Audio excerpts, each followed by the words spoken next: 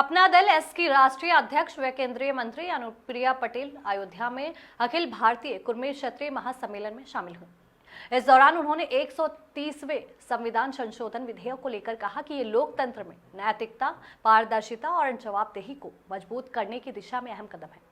उन्होंने साथ ही ये भी कहा कि प्रधानमंत्री, मुख्यमंत्री और मंत्रियों तक को इस कानून के दायरे में लाया गया है। बिहार चुनाव पर बोलते हुए उन्होंने डबल इंजन की सरकार की उपलब्धियों का जिक्र किया। वहीं 2027 के यूपी चुनाव को लेकर दावा किया कि एनडीए एक बार फिर पूर्ण बहुमत से सरकार बनाएगी। अयोध्या में मैं अखिल भारतीय कुर्मी महासभा के कार्यक्रम में शामिल होने के लिए आई हूँ। हमारे समाज के सभी हमारे स्वजातीय बंधु कोने कोने से आज यहाँ शामिल हुए इस कार्यक्रम में और उनके बीच अपने लोगों से मिलने के लिए, अपनी बात कहने के लिए मैं यहाँ पर आई।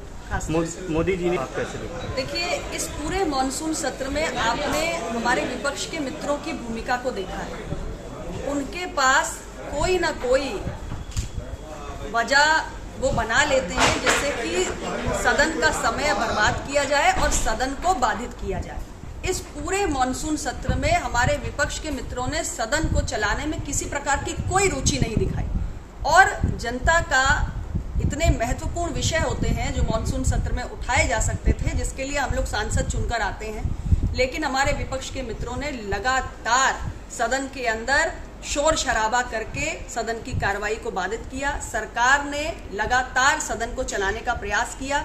हमारे लगभग 15 ऐसे बिल भी हैं जो हमने पारित किए और उसमें एक महत्वपूर्ण बिल जो हमारा 130वां संविधान संशोधन विधेयक है, जो इस दृष्टि से लाया गया है कि लोकतंत्र में उच्च पदों पर आसीन चाहे जो भी व्यक्ति हो, प्रधानमंत्री के पद पे हो, मुख्यमंत्री के पद पे हो या राज्यों के मंत्री, केंद्र के मंत्रियों के पद पे हो, उनकी एक जवाबदेही बनती है।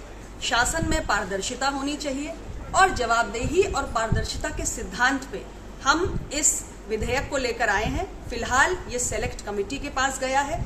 इस बिल के हर बिंदु पर विस्तार पूर्वक सभी राजनीतिक दल अपने विचार रखेंगे, लेकिन कुल मिलाकर सरकार की मंशा सिर्फ इतनी ही है कि राजनीति में एक नैतिकता का जो मापदंड है वो कायम रहे ताकि लोकतंत्र को और मजबूत किया जा सके